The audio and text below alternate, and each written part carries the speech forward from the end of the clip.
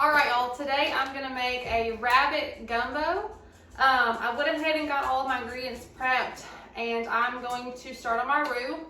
And then my meats for this gumbo are gonna be a large swamp rabbit, and James harvested this on the last day of season, and it is the biggest swamp rabbit I've ever seen. So, rabbit, I love this sausage. This is some of my favorites. So we're gonna do some rabbit, some sausage, and then I've got some onion, bell pepper, celery, and garlic. I'm gonna make my roux, and then we're gonna come back, add everything to it, and let her cook up until we've got some gumbo.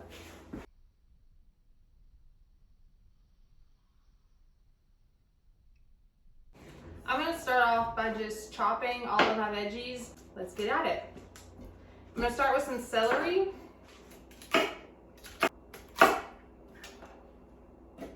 And I'm going to slice them in half and dice them. Just rough chop, nothing here needs to be pretty. It's going into a large pot and it's just going to cook down together. So I'm not worried about how she looks.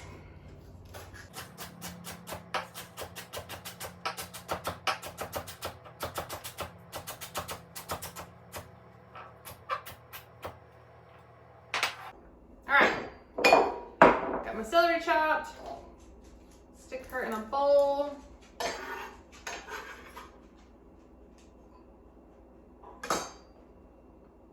Set her aside. Bell pepper next. Take off the sticker.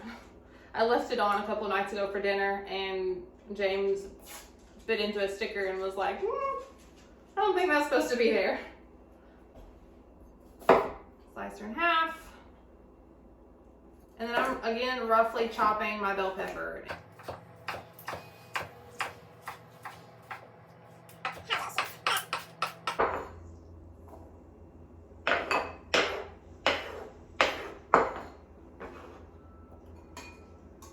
One large bell pepper, diced and stuck into a bowl. All right. Again, a rough chop.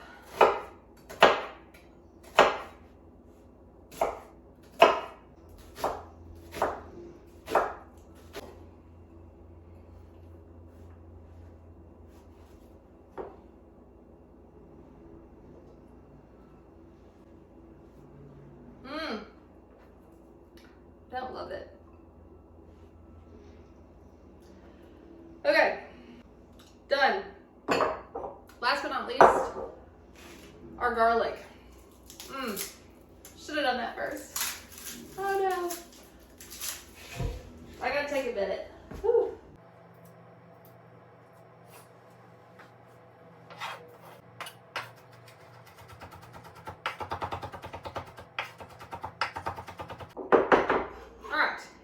Garlic is minced up as much as it's gonna get.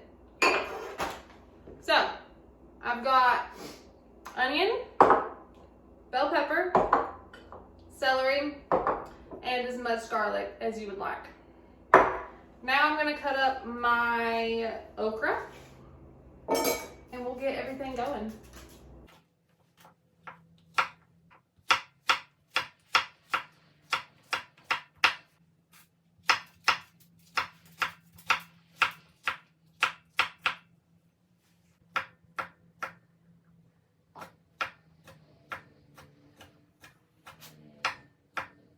All right, y'all, I have added a cup and a half of flour and a cup and a half of vegetable oil to my pot.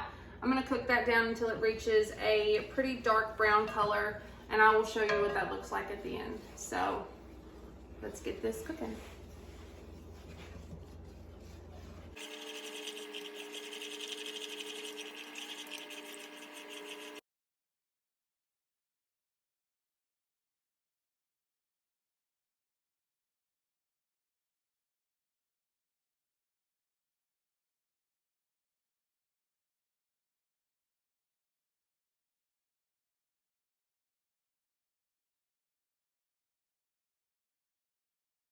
All right, I've got my rabbit rinsed. I'm gonna dry it off, and then I'm gonna season it with some Cajun seasoning. So I'm gonna dry these, season them, stick them in the cast iron, let them brown up a little bit, and then I'm going to assemble my gumbo. So I'm just going to set these out to dry. I'm going to get another paper towel to go on top of them, and then sear them up. So what I've got laying here, and I'll try to show as best I can, this is the back portion of the rabbit.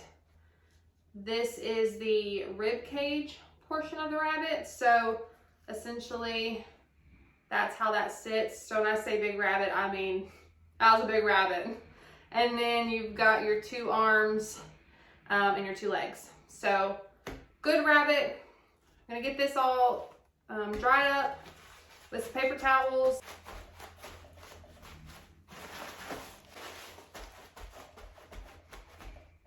This is a good time to check and make sure that there's nothing stuck on your meat that you don't want there. It's a good time to look and see if you can identify any BBs that are left in the meat. Any time to pull out hair, fur, things like that. Just know if you're cooking with game meat, there's going to be a chance that you're going to find at some point some shot that's going to be in it. So just know that's just the risk that you take. All right. We're looking really good. We like to really look these over before we package them up. Typically after we get home with the rabbits, we'll soak them in salt water for a couple of days, drain that off, and then we'll package them up in the freezer. The salt water will help draw out that blood and just clean that meat. So I don't do that with any other game meat other than maybe, I think we'll do squirrel for a day or 2. But other than that, usually just our rabbits.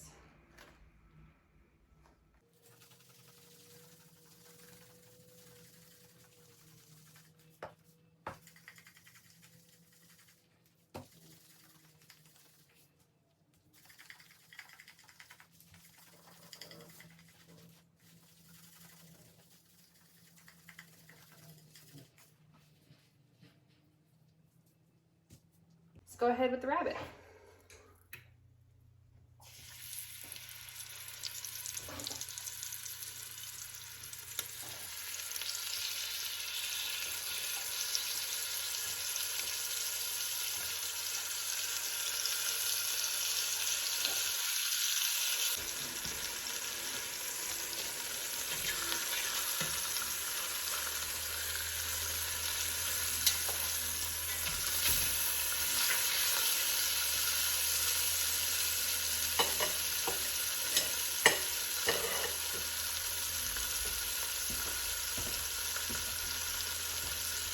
I'm going to add in a little bit more oil to my pot.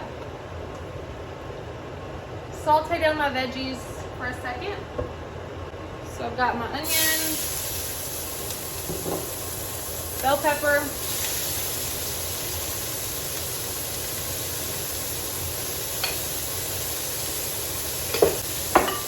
celery,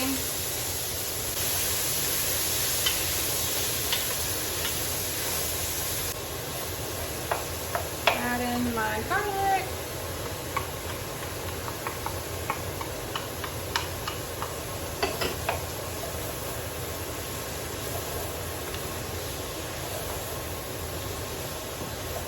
so truthfully, I'm not sure what I was thinking here, but I made up my roux and added it into my sauteed vegetables. That's not necessary. You can just add your raw vegetables straight into your roux, and that roux will cook your vegetables. Honestly, I don't know where my brain was that day, but we're just going to stir all of that roux into our vegetables, let it come to a simmer, and then add in the rest of our ingredients. I used a little bit more broth here than I had anticipated just because I got distracted. So my gumbo ended up being a little soupier than I typically like it, but no worries. You can then add your rabbit back into that mixture of roux, trinity, and broth and let that cook down until that rabbit is fall apart off the bone. I then kind of, again, don't know where my brain was at the day that I made this recipe, but you add in your cooked sausage.